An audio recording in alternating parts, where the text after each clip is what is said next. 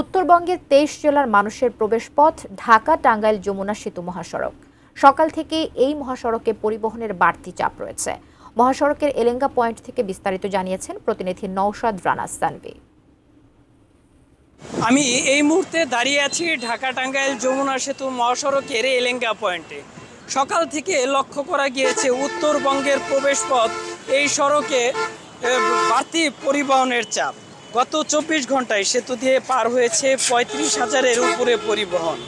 বাস, truck, private car ও মোটরসাইকেলে বাড়ি ফিরছে মানুষ। যাত্রীদের অভিযোগ, বাড়তি ভাড়া আদায় করছে পরিবহন ব্যবসায়ীরা। এদিকে পুলিশ বলছে সড়কে পরিবহন বিকল ও দুর্ঘটনা না ঘটলে যানজট সৃষ্টি হবে না।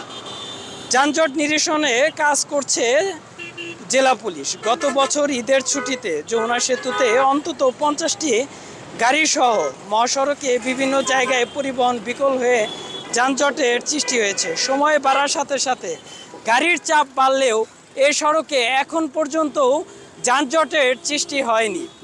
এই ছিল টাঙ্গাইল থেকে আমার কাছে সর্বশেষ।